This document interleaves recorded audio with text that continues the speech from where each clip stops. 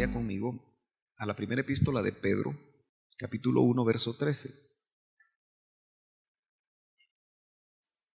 Una de las cosas que el Señor me puso a compartir, especialmente en las últimas iglesias, las más chiquitas, me gusta más estar con grupos más pequeños, me siento más en casa, más cómodo. Pero era la necesidad de dejarlo de la tierra, que ya no nos presione tanto lo de la tierra, que no nos complique tanto lo de la tierra, sino que entender que somos de arriba, hermanos. Y este pasaje nos lo va a volver a ratificar. No somos de la tierra ya, como para sentar demasiadas bases en la tierra, ¿verdad? Y desgastar nuestra vida por lo de la tierra. Las pruebas están más fuertes cada día, ¿no es cierto? ¿No siente usted como que las pruebas están más fuertes? Sí. Y tengo la impresión de que se van a poner más difíciles. Entonces, el consuelo, la guianza está aquí, en la palabra profética más segura. Y yo creo que nosotros, hoy más que nunca, tenemos que orar por nuestros hijos, para que ellos también se metan, porque a veces solo vienen a la iglesia. Eso y uno se siente contento que vengan, ¿verdad? Pero a veces es lo único que hacen, venir a la iglesia, y no hay convicciones, no se está viviendo adecuadamente. Bueno, 1:13 lo tiene. Va a ver que esto va a conectar con mi último tema, que fue tras la búsqueda de la consagración, la renovación de la mente. Esto conecta. Aunque ustedes vieron despojarse del viejo hombre y también vestirse del nuevo. ¿Con qué vinieron vestidos hoy? ¿Con el nuevo? ¿Sí? Bueno, el nuevo hombre se ríe. El nuevo hombre está contento a pesar de las circunstancias, ¿verdad? Amén. Gloria a Dios. Dice, por lo cual, yo quisiera que los discipuladores leyeran del 1:1 hasta el 1:12, porque ese es como un contexto, pero tal vez no tenga tiempo para verlo. Por eso quiero entrar de lleno a esto. Por lo cual, escuchan bien, mis hermanos. No sé si me puedes girar un poquito los monitores, porque como me vine para acá, disculpad, con uno que me gires, yo creo que me voy a ir mejor. Teniendo los lomos, mire la palabra que usa, teniendo los lomos. Indudablemente es como una palabra que figura, pero porque está hablando de los lomos de vuestro entendimiento. ¿Se acuerda usted de una de las palabras que vimos de las 4? Fue dianoia, ¿verdad? Aquí se utiliza dianoia. Entonces lo que está diciendo es, por lo cual teniendo los lomos de vuestro dianoia, aquí lo traducen entendimiento. ¿Se acuerda que vimos que la dianoia es como un filtro, ¿verdad?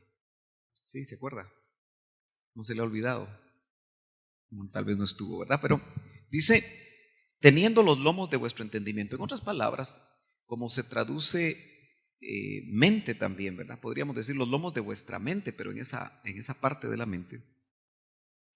Ceñidos. Bueno, nosotros usamos cincho, ¿verdad? Los hombres. Yo creía que había bajado de peso, pero subí 7 libras, fíjese, le cuento. Y yo quería bajar de peso. Bueno, solo mi doctor se pone contento porque me dice, él está feliz de que yo haya subido de peso, ¿verdad? Pero es que se me caía el pantalón, dije, de repente, no sé si se estiró el pantalón que usaba, el pantalón de lona que usaba, cuando no tenía que predicar. Pero me pesé, no sé si está la pesa mala, pero subí. Entonces ya no se quiso subir, me dijo, si tú subiste, imagínate yo. Así que vamos a tener que entrar a dieta, ¿verdad? Pero dice ceñidos, con templanza. No sé cómo dice su versión. Me gusta ver varias versiones. Ceñid vuestro entendimiento, ¿verdad? ¿Alguna otra versión? vuestra mente. ¿Ok? ¿Alguna otra versión?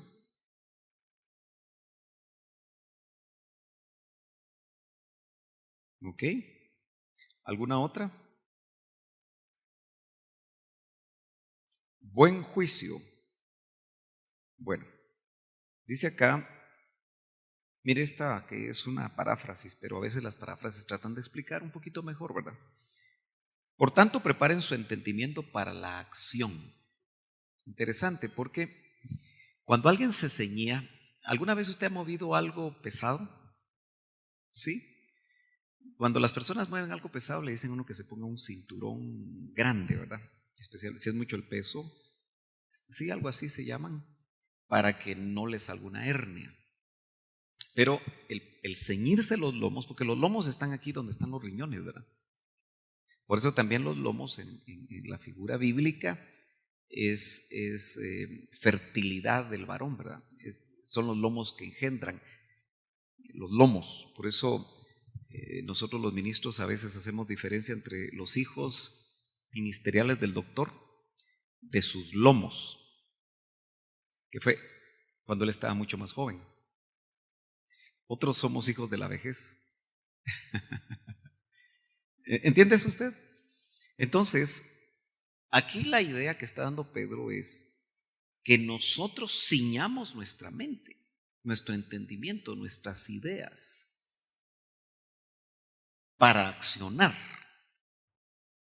O sea, lo que está viniendo, hermanos, es para que usted accione, para que yo accione. Aún los hermanos que han partido en tan poco tiempo de nuestra congregación tan pequeña, yo no sé si a usted lo han puesto a pensar. Porque tenemos que pensar. Y obviamente yo creo que la palabra del Señor sigue diciendo esta versión, dicen, sean sobrios en espíritu. Bienvenido, hermano Miguel. Pongan su esperanza completamente en la gracia que se les dará en la revelación o manifestación de Jesucristo. Este verso es sumamente interesante. Otra versión dice, por lo cual ceñidos los lomos de vuestra mente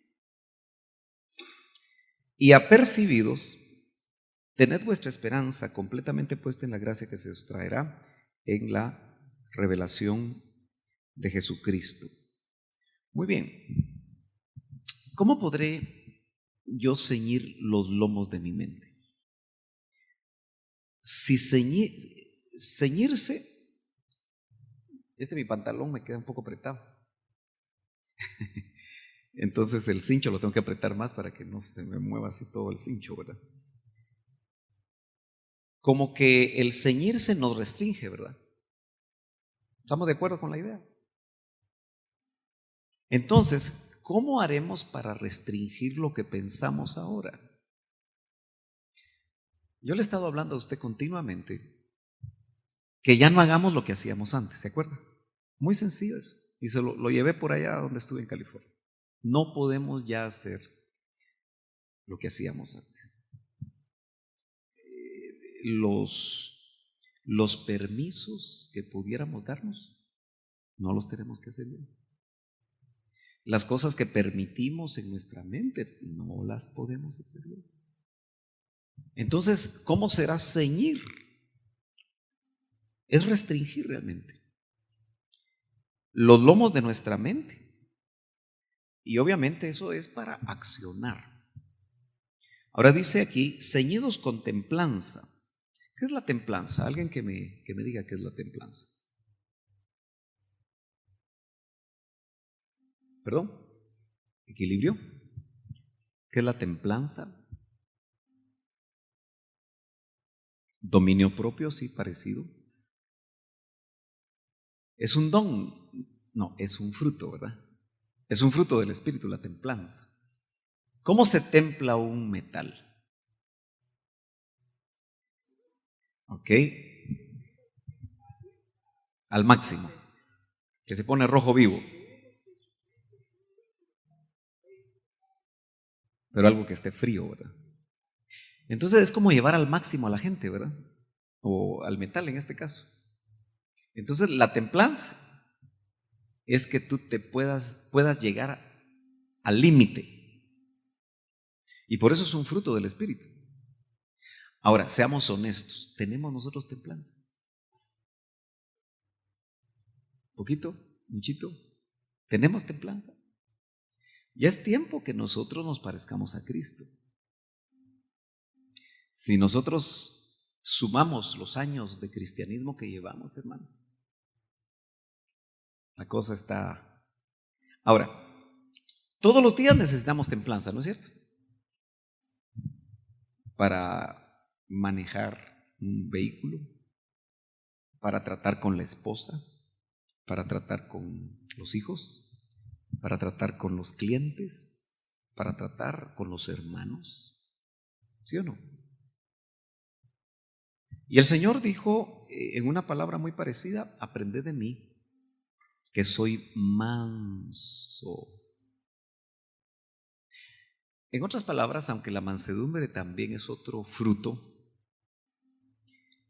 quiere decir que nuestra mente se tiene que renovar en la búsqueda de la consagración. Que realmente creamos la palabra, ¿verdad? Que nosotros, el Espíritu puede producir ese fruto, porque dice: ciñámonos con templanza. Que cuando nos lleven al límite, no trastoquemos eso, que no nos pasemos de eso, porque yo creo que hay hermanos que nos pueden llevar al límite, ¿verdad? Hay familiares que nos pueden llevar al límite. Y así con cualquier persona que nos relacionemos nos pueden llevar al límite. A veces la gente más cerca de nosotros nos puede llevar al límite. ¿Cómo vas a reaccionar ante esa prueba? Todos, si ustedes se dan cuenta, empieza en la mente. O sea, usted tiene que decidir en su mente cómo va a actuar. Por eso dice: ceñidos para la acción. La mente, acuérdense que le da órdenes a la mano que levante el vaso, ¿verdad? Toma. Hay una orden, ¿verdad? Si se desconecta aquí, nuestro hermano Manfredo está haciendo terapias, porque algunas cosas se pudieron haber desconectado. Y me imagino, aunque no soy neurocirujano, ¿verdad?, ni neurólogo, pero que esas conexiones, que son como conexiones eléctricas, ¿verdad?, pulsos eléctricos que conectan, como que algunos que se dañan, como que el cerebro hace puentes. O sea, el cuerpo tiene la capacidad de parte de Dios de arreglarse a sí mismo, de sanarse a sí mismo de cierta manera. Claro, cuando ya estamos muy malos, ya no se puede, ¿verdad? Y yo creo que Dios eso es lo que hace también cuando quiere poner su mano de sanidad en nosotros, cuando Él así lo quiere hacer. Entonces, dice: esperad. No sé si así dice su versión. Esta dice así. Después de hablar de ceñir los lomos de nuestro entendimiento, hermano, estamos en 1 de Pedro 1:13, dice: esperad. ¿Cómo nos cuesta esperar, verdad? Al joven le cuesta esperar al príncipe o a la princesa. Se adelantan mucho, ¿verdad?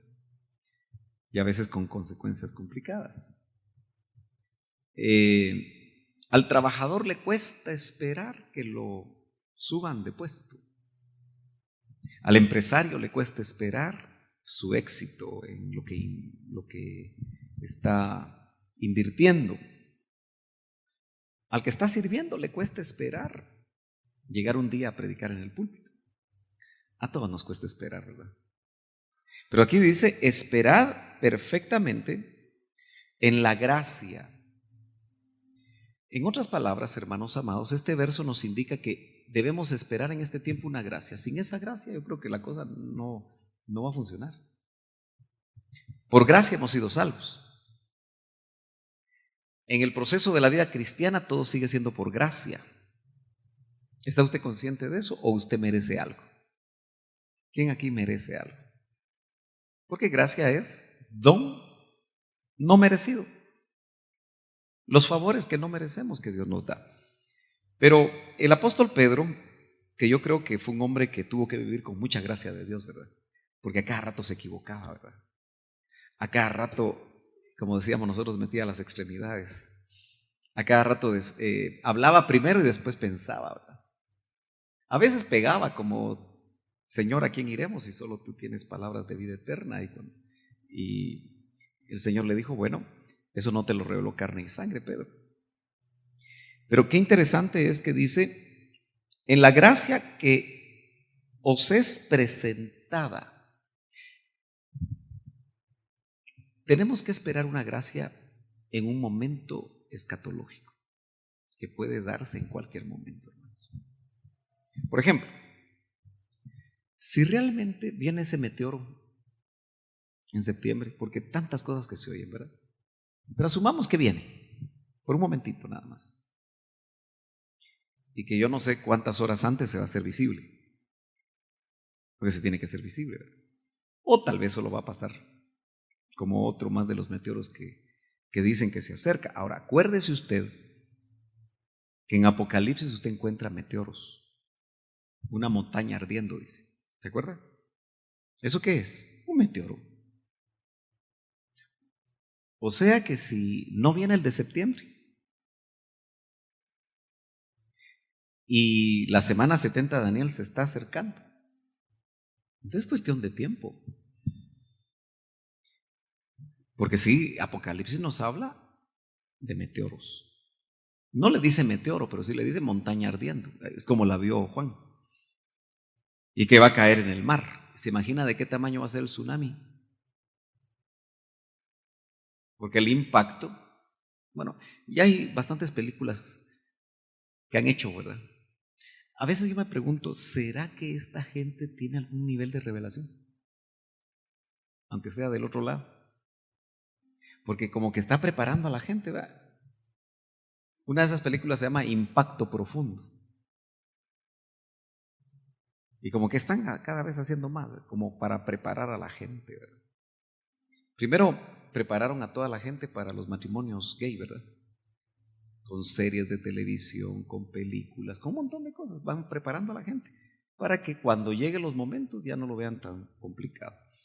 Entonces dice, esperad perfectamente en la gracia que se os traerá, dice otra versión, ¿verdad?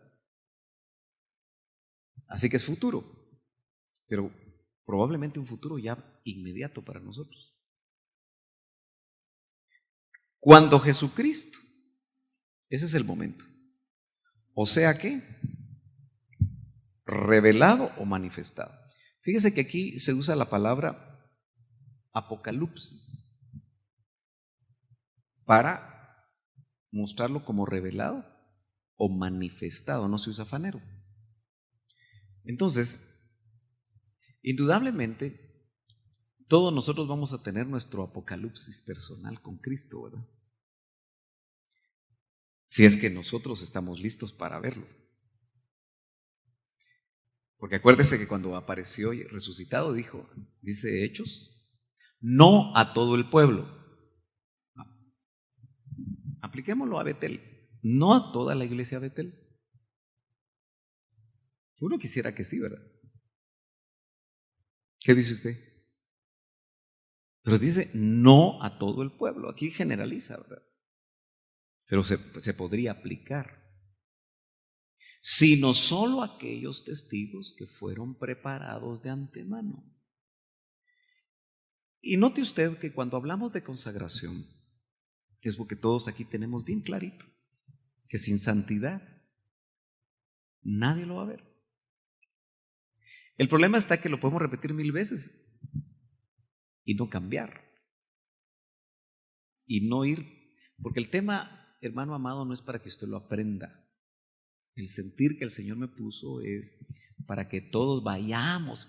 Mire, en partes de nuestra vida usted puede haberse descubierto ir corriendo detrás del pecado. No al revés, ¿verdad? Que el pecado va corriendo detrás de usted. Hay etapas en la vida en las que a veces el cristiano decide ir tras el pecado. No, ahora queremos ir tras la santidad. Pero ¿hasta dónde estaremos dispuestos a hacer decisiones? Eso es lo complicado. Entonces, ¿qué producirá esa gracia? ¿Qué es lo que va a producir esa gracia que Él nos va a traer?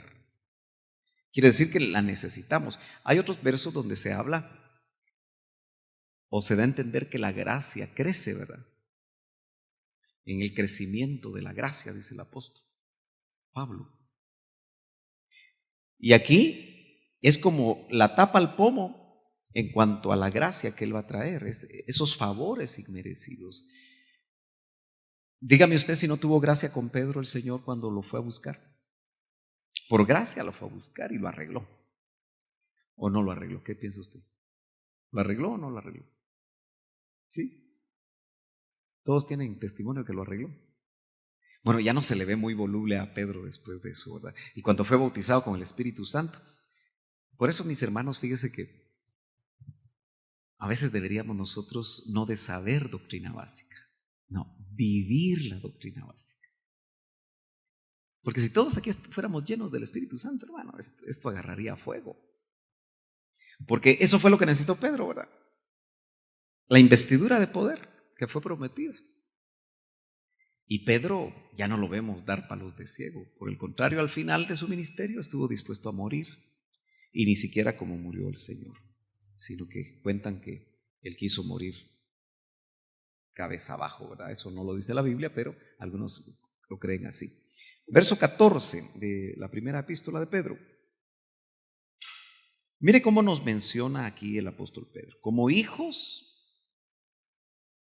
obedientes. Fíjese que aquí se usa tecnón en hijos, porque el tecnón, recuérdese que aparte de mostrar el inicio de la vida cristiana, lo que establece tecnón es la filiación de un hijo con su papá. Entonces Él nos está ratificando aquí que nosotros somos hijos. Hay unos cantos que ahora que esté con la alabanza vamos a trasladarle sus cantos, porque a veces les sugiero que me aprendan ciertos cantos y paso un año y no me los aprendo. Hoy que estoy a cargo de la alabanza directamente, porque me gozo que allá por lo menos en Los Ángeles está habiendo mucha producción, que los mismos jóvenes que el Señor está dándoles inspiración, ¿verdad? Y acuérdense que eso fue muy fuerte en el himno. Y una de las cosas que me gustó que alguien dijo es que se le ponía música a la doctrina. Entonces, hacía mucho que yo no tenía esa experiencia de predicar 2 horas en un canto. En 4 frases de ese canto prediqué por 2 horas. Y la gente tuvo la paciencia de escucharme, ¿verdad? Pero el canto dice, hijos de Sión, o hijos de Dios, hijos de Abraham. Sonará la trompeta en Sión para la venida del Señor. Entonces en las 4 frases fue que el Señor nos dio, porque somos hijos, hermano. Y una de las cosas que me llama a mí la atención es que solo una vez en la Biblia aparece hijos de Sión, en el Salmo 149, porque nosotros somos hijos de Sión, pero de la Sión celestial. Amén.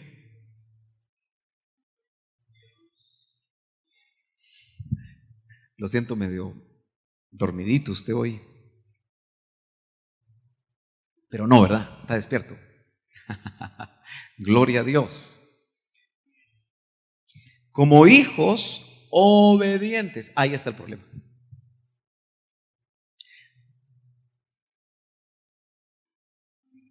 No somos obedientes todo el tiempo, ¿verdad? Bueno, nosotros no tenemos hijos obedientes 100%, ¿verdad? Creo que nadie ha tenido un hijo alguna vez. Bueno, solo el padre tuvo al hijo obediente 100%, pero nuestros hijos no son obedientes al 100%. ¿Estamos de acuerdo los que son padres aquí? Uno quisiera que fueran obedientes al 95 por lo menos, ¿verdad? Pero pueden ser al 40, pueden ser al 30, ¿verdad? Como hijos obedientes, no conformándoos. Esta frase es la misma de Romanos 12. ¿Se acuerda que dice, y no os conforméis? Es la misma exactamente.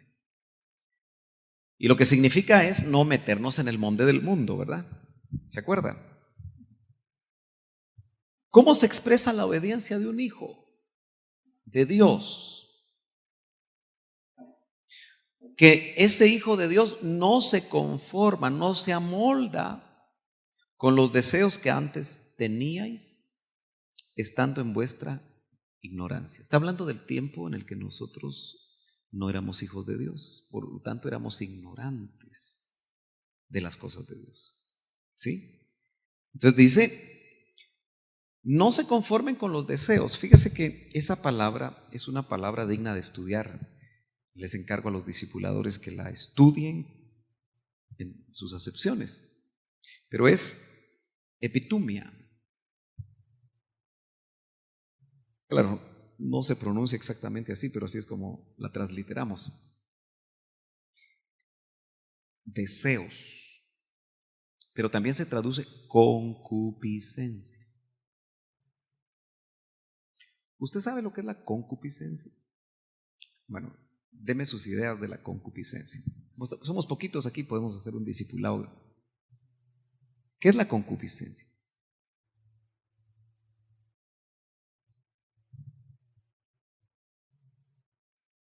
Deseos exacerbados, sí, por ahí va. Malicia que uno lleva dentro, ¿qué más? Con un pecado reiterado, ¿qué más?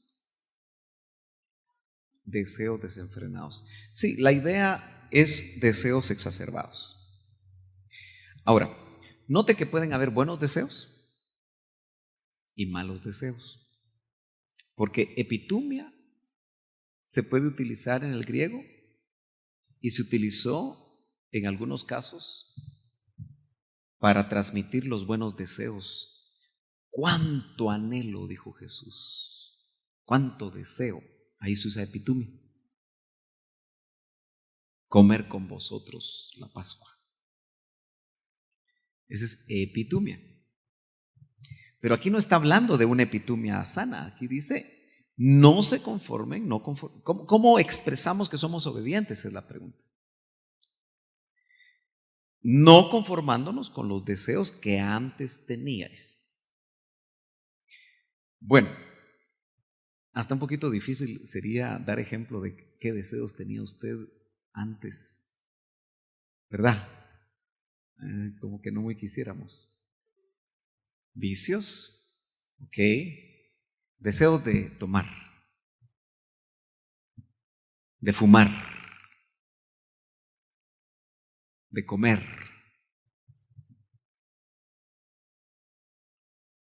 Deseos desenfrenados. El hombre que tiene demasiado deseo de estar con mujeres. Epitumia. ¿Sí? O mujeres de estar con hombres. ¿Se acuerda que vimos en la primera enseñanza de este tema, de esta serie, que el propósito de Dios es vuestra santificación, decía el verso, ¿verdad? ¿Se acuerdan? ¿Se acuerdan, discipuladores? ¿Quiénes ya enseñaron ese tema? ¿O van atrasados ustedes? ¿Ya lo enseñaste? Ok. Y dice ahí que vuestra santificación, ¿se acuerdan? Es decir, que os abstengáis, así decía, ¿verdad? De toda inmoralidad sexual. De inmoralidad sexual, ¿se acuerdan? Bueno. ¿Puede eso alcanzar a un cristiano? ¿Sí? Lamentablemente sí, ¿verdad? Entonces, en la búsqueda de nuestra consagración, nosotros, hermano, tenemos que pasar un inventario de nuestros deseos y ser muy honestos con nosotros mismos.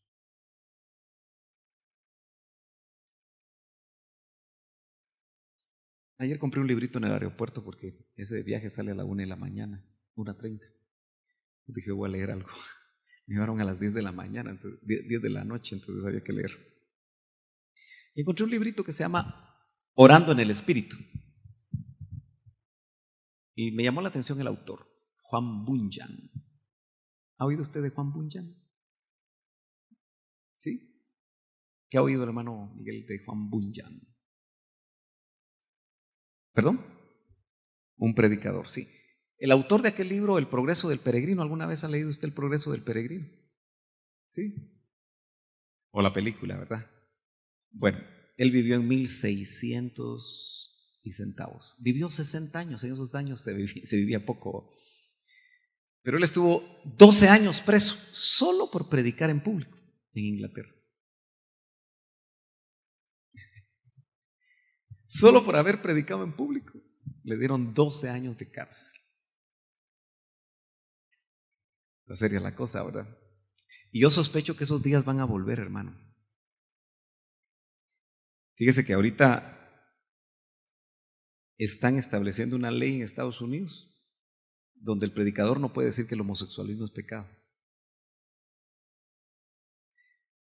Otros están promoviendo otra ley para que la Biblia no la puedan usar.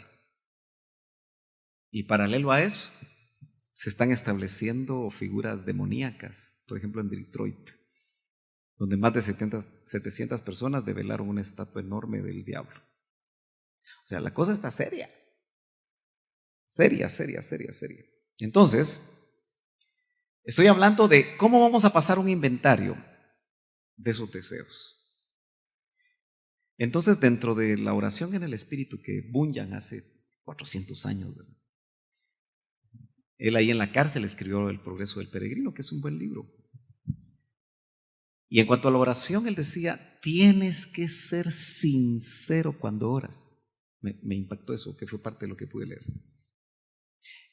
Y miren, hermanos, muchos de nosotros no somos tan sinceros cuando oramos, aun cuando sabemos que al que le oramos todo lo sabe. Pero usted tiene que decirle al Señor, Señor, mire, ¿sabe por qué me gusta invitar al hermano Manuel Ávila? Porque cómo nos confronta, ¿verdad? ¿Usted se da cuenta de la autoridad que tiene para confrontar? A algunos les cae mal eso y por eso ya no lo invita. Pero él cuando está ahí le dice, me va a decir a usted que no tiene ganas de pecar. Y le empieza a meterle espada. No me vaya a decir usted. Pero levante la cara, dice siempre, porque ¿qué me irá a ver el predicador? Dice. Pero mire, hermano amado, como estamos en la recta final, sea 1 año, 2 años, 3 años, 4 años, yo no sé, o meses, estamos en la recta final. ¿Sí o no? ¿O usted se quiere quedar aquí, hermano? Ojalá que usted no esté tan contento en la tierra. Aunque dicen que conforme le va en la feria, así está uno, ¿verdad? Si le va mal en la feria, Señor, ven pronto, me quiero ir contigo. Pero si le va bien, el Señor, espérate un ratito. Afortunadamente Él no va a aceptar nuestros deseos cuando nosotros querramos, ni siquiera cuando Él quiera, ¿verdad? Sino cuando el Padre le diga, bueno, es tiempo. ¿Cuáles eran los deseos de antes que todavía tenemos hoy? Tenemos que ser sinceros nosotros con Dios. Y los que encontremos en la contabilidad de los que teníamos antes, hay que entregarlos ya, hermano. No hay tiempo para seguir jugando con eso. Porque acuérdese que solo es cuestión de tiempo que las intenciones de nuestro corazón nos lleven a actos que no le agradan a Dios. Y es que cuando uno encuentra deseos raros, deseos que uno sabe que no agradan a Dios y que uno los identifica en el pasado, ¿qué necesita uno, hermano? Ministración. A veces liberación, depende de qué tamaño sean y qué tan fuertes sean, porque si ese epitumia, acuérdense que son deseos muy fuertes. Entonces, decía el doctor que la administración es descabezar las intenciones, esos deseos, volarles la cabeza a esos deseos. Pero me gusta lo que decía después, antes que caigamos en ellos.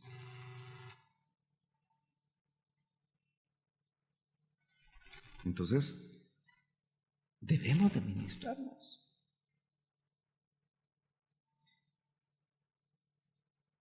Hay personas que nunca las voy a ver en mi oficina.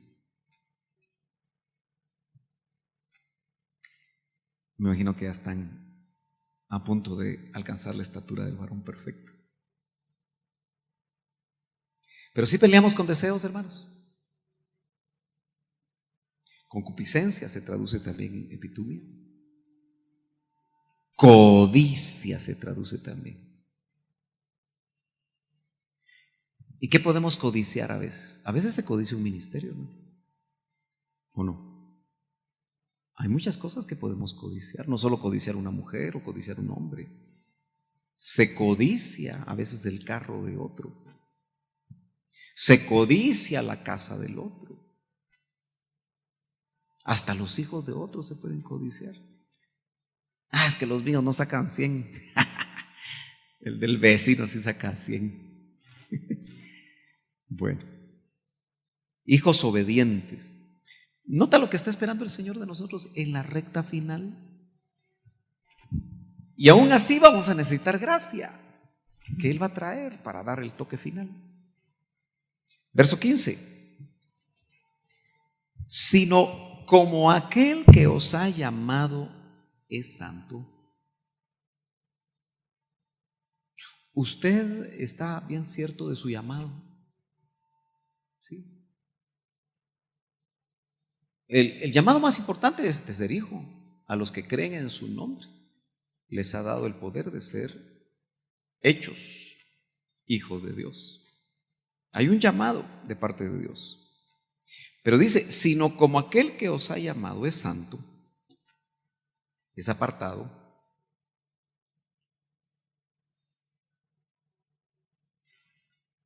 Fíjese que llama la atención, pero aunque no me gusta mucho leer las versiones mesiánicas, hay un detalle cuando los mesiánicos traducen, porque a ellos les gusta colocar los nombres en hebreo.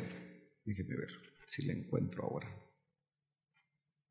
Pero ellos ponen para mencionar al santo, Kadosh, Kadosh, porque Kadosh es el santo, refiriéndose a Dios.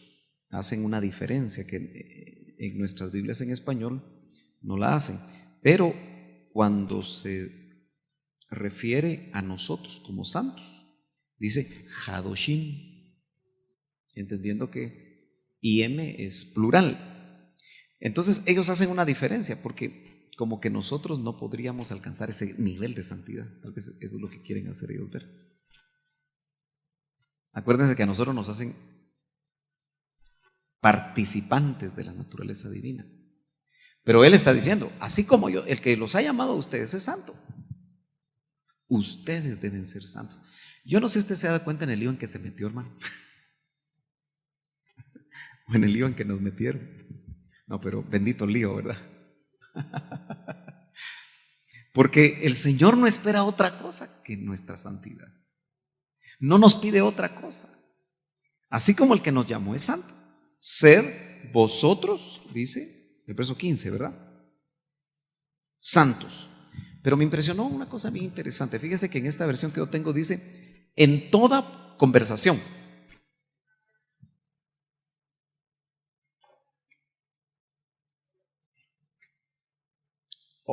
Dijeron. ¿Y cómo dicen sus versiones? Sed santos en toda vuestra manera de vivir, en todo lo que hagan. ¿Alguno tiene aquí también conversación? Ajá. Dice, sed santos en toda conversación. Hermano, qué importante es lo que nosotros permitimos, lo que nosotros hablamos. Es demasiado delicado. Dice que de lo profundo del corazón habla la boca. Lo que el hombre piensa, eso es el tal. ¿Sí? Por eso es importante la renovación de la mente. Y obviamente, usted que ya vio vestirse con el nuevo hombre, ese nuevo hombre tiene renovada la mente. Todo empieza generándose en pensamientos, hermano. Por eso los lomos de nuestro entendimiento tienen que estar restringidos para la acción y para acciones santas. Entonces, note que aquí dice, toda conversación, que la palabra es equivalente a toda vuestra manera de vivir o todo lo que hagan. En otras palabras, primero conversamos o pensamos lo que después hacemos. Y eso sí está peludo. Porque ¿qué piensa usted ahí donde nadie lo mira? Nadie sabe, ni la esposa sabe, ni el esposo sabe. Dígame usted si no tiene pensamientos que jamás ha compartido con su cónyuge. Se los guarda, dice, no, si le digo esto, me mata. De noche busco un cuchillo y no es para tanto, ¿verdad? No es para tanto. Pero, hermano, ¿no es cierto que usted conversa con usted mismo todo el tiempo? ¿Ah? Usted va en el carro y va conversando. Ojalá que esté conversando con Dios, porque esa es parte de orar sin cesar. Pero a veces vamos conversando. Mira, Sergito, ¿verdad?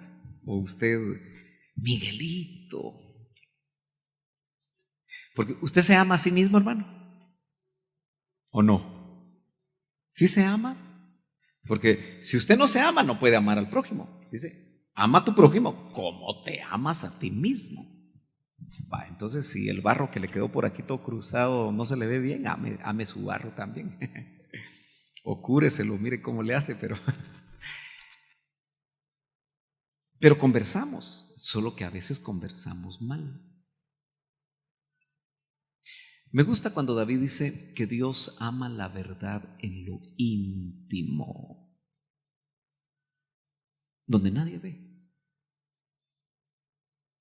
Entonces, hay que ver cómo está nuestra conversación con nosotros mismos, con los compañeros de trabajo, con las personas extrañas con las que nos juntamos, que a veces en un bus, en una cola de banco, de supermercado. ¿Qué conversamos en el templo con los hermanos a la hora de comer? ¿De qué hablamos? Mire, por lo menos me siento consolado que aquí solo mandamos un diácono y los hermanos se entran. Así que son obedientes, hermano. Yo no quisiera tener que mandarles diácono, pero entran. Ayer cuando salí a las 9 de la noche que estaba enseñando el hermano Jorge, en el comedor, como está afuera, ¿verdad? Como 20 personas ahí chachalaqueándose. Yo creí que era el pastor, por poco me bajo del carro, fíjate. Ya los iba a entrar. Pero me recordé que no era el pastor de ahí. ¿A qué va la gente si no entra al culto? Y la pregunta es, ¿de qué conversa? ¿Y cómo esa conversación los va a llevar a acciones que no tienen nada que ver con ser santo? ¿Se está dando cuenta cómo la cosa se está complicando? Es que, hermano, este camino realmente sí, es cierto que es senda angosta. ¿Y se acuerda que eso lo dijo el Señor? Mire, hoy hay iglesias de senda ancha, bien ancha, híjoles, ahí se puede hacer de todo. Hasta con un Homer puede pasar usted, que son bien anchotes, ¿verdad? Pero la nuestra es como camino de cabras monteses, ¿verdad? Bien angosto, bien angosto, bien angosto. Por eso ese libro del Progreso del Peregrino habla de un peregrino. y de todo lo que enfrenta en su vida cristiana. Y el verso 16 dice, porque escrito está, sed santos, porque yo soy santo. Es una orden, hermano, es un mandamiento. No podemos nosotros transigir con eso. Señor, 3/4 de santo, Señor. Medio santo, Señor. 1/4 de santo, Señor, por favor. No, sed santos, porque yo soy santo. En otras palabras nos está diciendo, hijos, se tienen que parecer a mí. No hay otra medida. Y recuérdense que el Santo está dentro de nosotros. Y por eso acuérdense que el Espíritu Santo está adentro de nosotros. ¿Por qué nos costará tanto, hermanos? Si los dos paracletos santos están adentro. Pero no empujan, ¿verdad? No obligan, sino solamente nos invitan.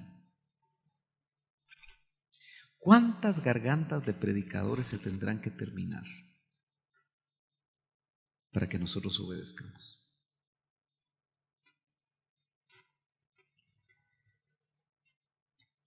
Y el verso 17 dice, y si invocáis por Padre a aquel, los hijos obedientes, ¿verdad?, que sin acepción de personas juzga según la obra de cada uno. Ese es el punto. Que ante Él, tu vida y la mía no está oculta. Él sí nos conoce. Lo lindo es que nos ama, ¿verdad? Gloria a Dios.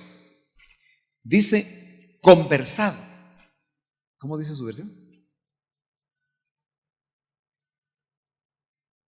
Estoy en el 17. Y si invocáis por Padre aquel que sin acepción de personas juzga según la obra de cada uno, conversad. Conducíos. ¿Cómo dicen las otras versiones? Conducíos. ¿Ya se dio cuenta?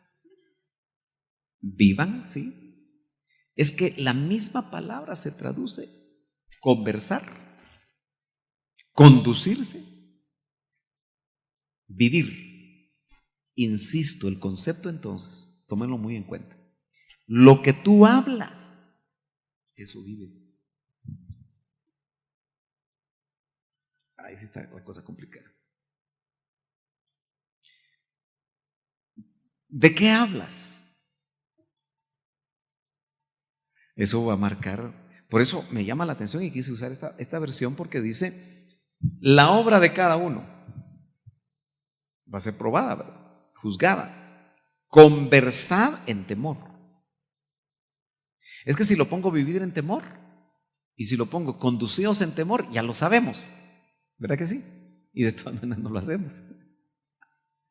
Porque mira, hermano, lo que ha perdido la iglesia es el temor a Dios. Eso definitivamente. Tuve la oportunidad de entrar a un lugar donde había una escuelita de esas de 1870 y pico. Y en esa escuelita tenía los muebles de ese tiempo. Y apareció una maestra vestida a la usanza de ese tiempo. Y lo que me llamó la atención es que a todos los que entraban, por ejemplo, entró una persona con un tatuaje.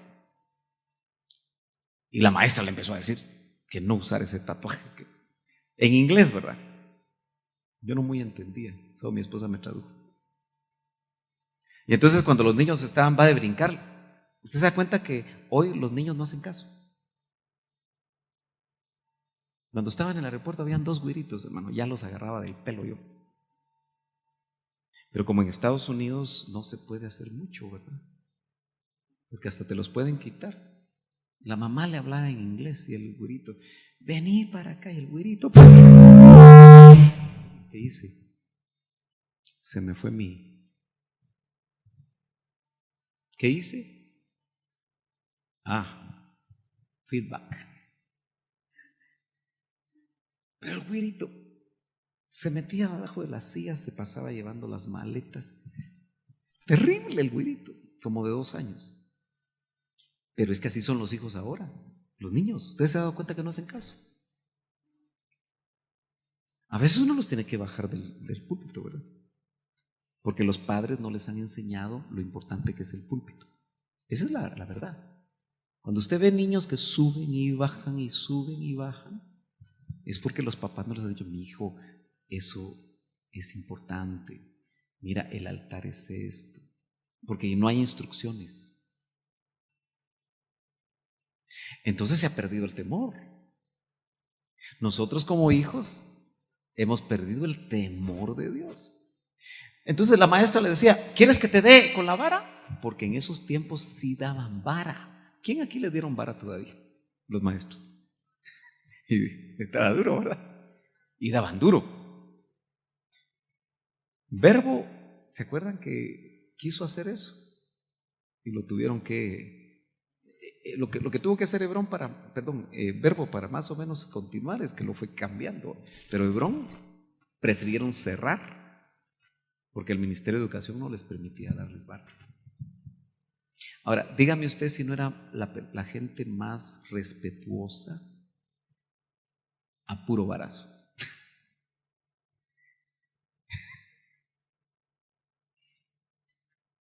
Y bueno, si usted va a los Proverbios, ahí mira todo lo que la Biblia dice acerca de eso, ¿verdad? Dice: si no corriges a tu hijo, la cosa se va a complicar, ¿verdad?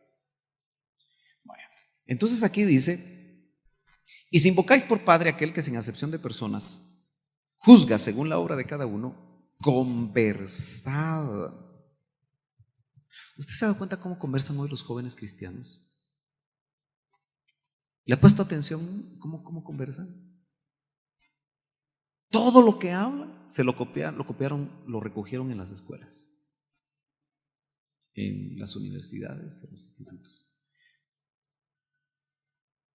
Note cómo estamos en total desventaja, porque no muchos de nuestros jóvenes hablan recogiendo de la iglesia o del hogar, sino que recogen de afuera. ¿Sí o no? Aunque no necesariamente sean malas palabras, pero es el mundo el que los influencia. Entonces, dice: conversad en temor. Me gusta eso, yo me quiero quedar con conversar en temor.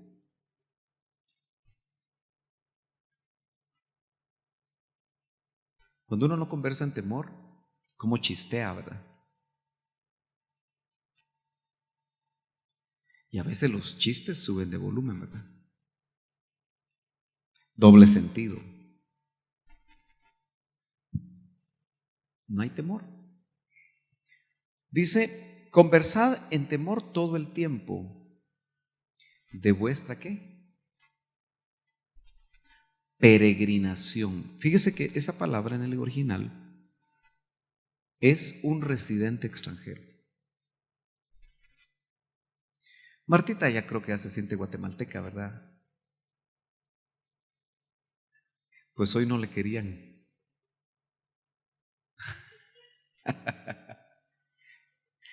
Hice el ejemplo porque es de México, ¿verdad? Pero puede ser que ya se sienta más guatemalteca, como pollo campero, tan guatemalteco como tú. Así era un eslogan de eso. Pero note usted que para el Señor nosotros como hijos ya no somos de aquí. Porque solo un peregrino, que en realidad, por eso le quise poner acá, residente extranjero. En otras palabras, los hijos de Dios ya no somos de esta tierra, pero nos empecinamos con ser parte de la tierra. Vivimos como los de la tierra, vestimos como los de la tierra. ¿Qué dice?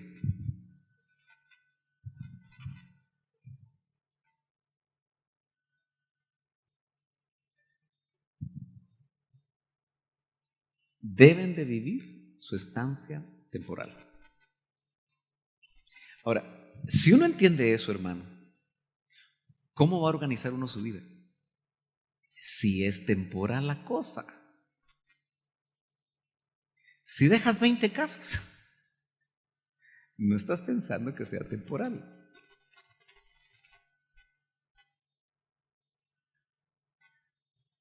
Si estás estudiando y estudiando y estudiando y estudiando y estudiando para cada vez ser mejor aquí en la tierra, tampoco tienes concepto de peregrino.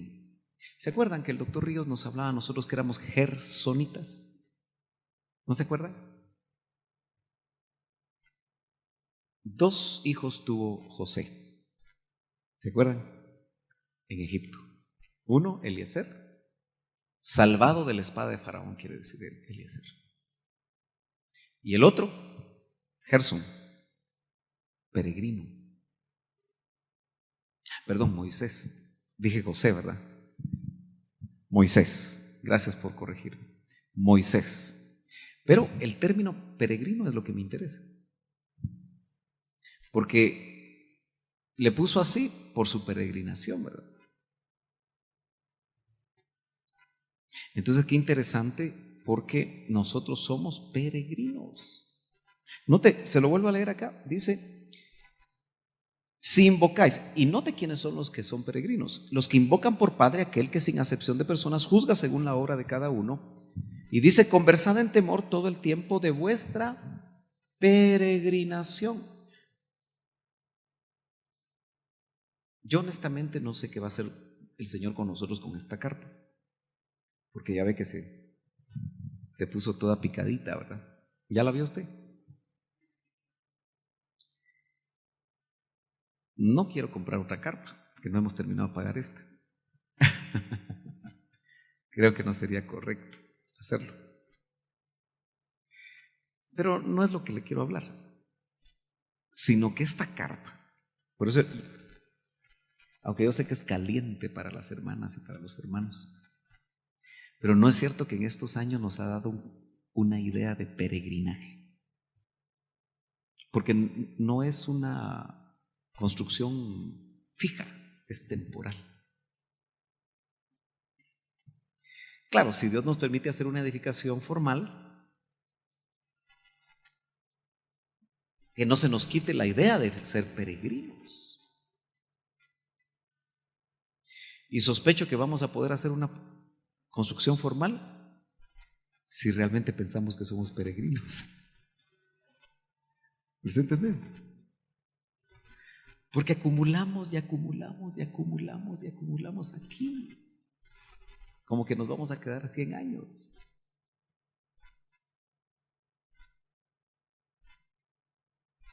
¿Qué dice usted? Residentes extranjeros. ¿Vuestra ciudadanía dónde está? En los cielos, de donde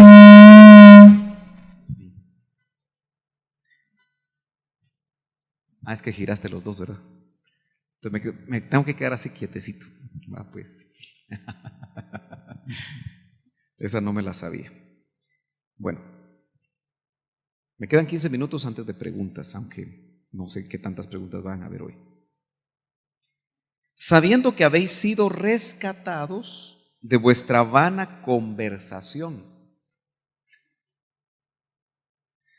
Como dice la versión Reina Valera, de vuestra vana manera de vivir.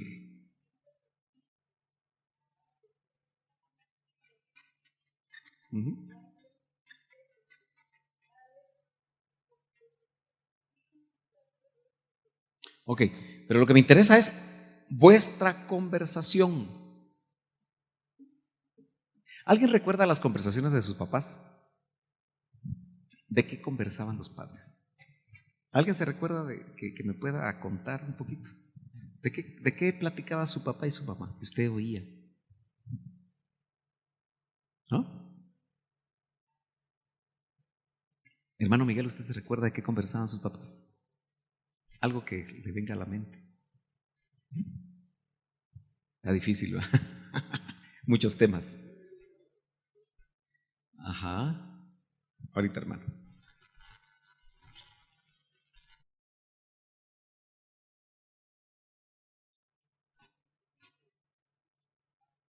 Ajá.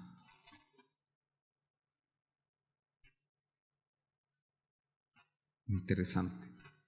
Hermano.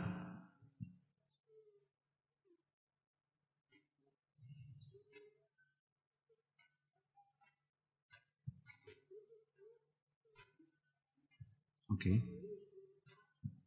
Ok.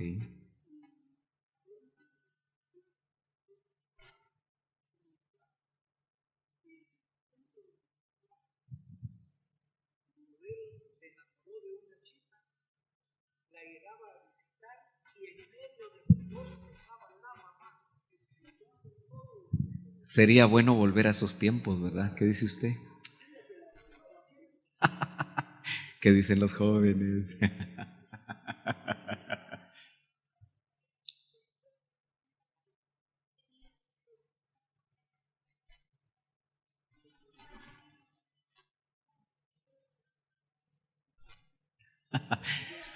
A dos puyas no hay toro valiente.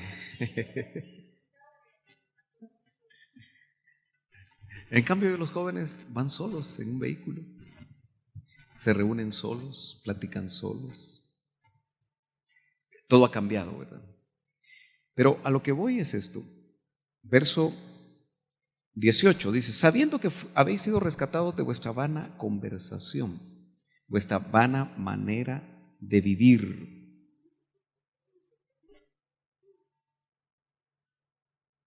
Vida absurda. Ahora, noten ustedes que algo interesante que hay que meditar, y hay que hacer meditar a los que les ven el discipulado, es que la conversación va inherente a la vida. Es decir, lo que nosotros hablamos como producto de lo que sale del corazón, sí, a la larga sí, ¿verdad? O sea, lo que hablamos habla de nuestra vida pasada o de lo que vamos a hacer o lo que estamos haciendo. O sea, nuestros temas de conversación definen la vida. Entonces, como que yo por eso tengo un dicho: déjame hablar con una persona 10 minutos y voy a saber qué tiene en el corazón. Porque depende qué hable. ¿Me entienden? ¿A qué quiera compartir con uno? Si me viene a hablar del fútbol, ay Dios, vacío con fútbol. Si me viene a hablar de que la gasolina ya volvió a estar alta, o me viene a hablar de cosas de la tierra, todo está difícil, todo es complicado, entonces voy a entender que su fe está muy baja, ¿verdad? Ahora, si me viene a hablar de las cosas de Dios, que aunque esté enfermo, esté enferma o esté complicado o esté complicada con situaciones, pero tiene una gran fe, es que el Señor me va a sacar, hermano, de esta enfermedad. Entonces yo voy a entender qué tiene el corazón. ¿Ha ido a visitar ustedes? Mire, ahora ya empezamos con la visitación. Vamos a ir a visitar personas, que ellos nos van a levantar el ánimo a nosotros. ¿Verdad que sí? Depende de lo que tengan en el corazón. La cual recibisteis de vuestros padres, no con cosas corruptibles como oro o plata. O sea, nosotros fuimos rescatados, como dice acá en el verso 19, con la sangre preciosa de Cristo, como de un cordero sin mancha y sin contaminación. Ahora, rescatados también se puede traducir redimidos.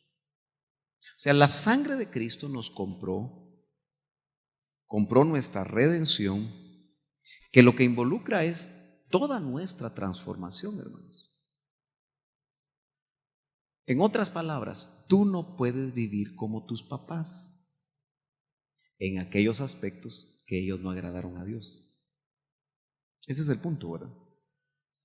Si, como dice el hermano Miguel, sus papás iban hacia ciertos aspectos religiosos que él mencionó, él ya no puede vivir así, es lo que está diciendo acá, una vez redimidos. Si nuestros padres nos hablaban, porque hay papás que le hablan a los hijos de cómo tomar la primera cerveza, ¿verdad? Échate la primera cerveza, le dice, ¿verdad?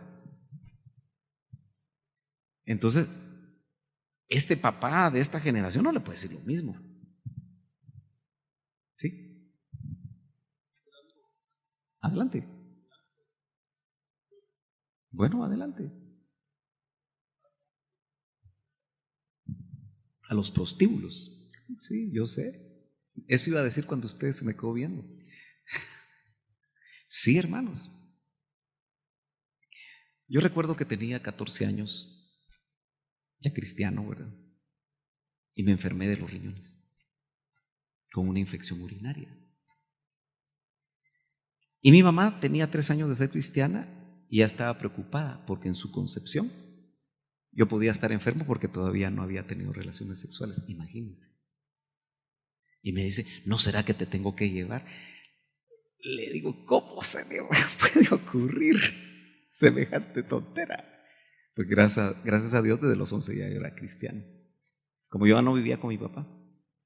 Pero uno podía tener conceptos tan equivocados, trasladados por... Ella se crió con abuelos. Que saber qué le dijeron a ella, ¿verdad? No sé si me doy a entender. Pero es cierto, lamentablemente. Son los mismos padres los que meten en pecado sexual a sus hijos. Y hasta hace muy poco. Yo me imagino que en el mundo se sigue dando. Lamentablemente, ¿verdad?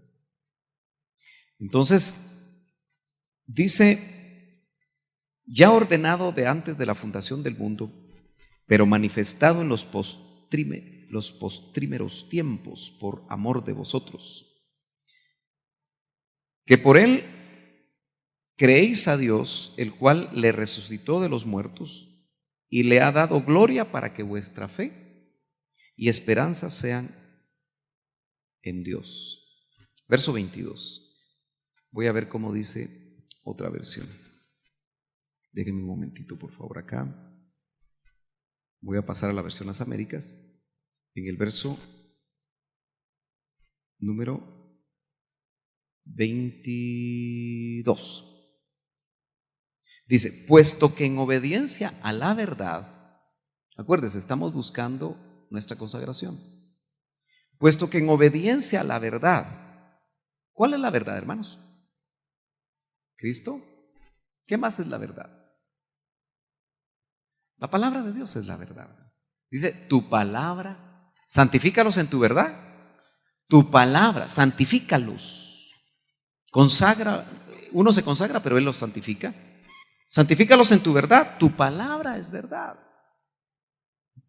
Entonces dice, puesto que en obediencia a la verdad, acuérdese que habló de hijos obedientes, que no se conforman a los deseos que antes tenían. Dice, habéis purificado vuestras almas para un amor sincero de hermanos. Habéis purificado vuestras almas para un amor sincero de hermanos. ¿Qué nos purifica entonces el alma? ¿Dónde está la mente? ¿Dónde están los sentimientos? ¿Y dónde está la voluntad? La verdad, la obediencia a la verdad. Entonces, miren, hermanos amados, yo quiero terminar con esto para ver si hay preguntas. Que sus discípulos, a los que ustedes les van a enseñar este tema, tengan bien claro que si no obedecen a la verdad, que ya saben, no están purificando su alma. Y si no están purificando su alma, no están buscando la santidad. Se están llenando de conocimiento. Hagámosles ese énfasis, porque aquí claramente lo dice. Puesto que en obediencia a la verdad habéis purificado vuestras almas para un amor sincero de hermanos. Amaos unos a otros entrañablemente, de corazón puro. Si algo nos va a llevar a nosotros a amarnos unos a otros, es realmente que nuestras almas sean purificadas. Si algo va a hacer que las relaciones entre jóvenes aquí en esta congregación sea sano, es que obedezcan a la verdad de Dios.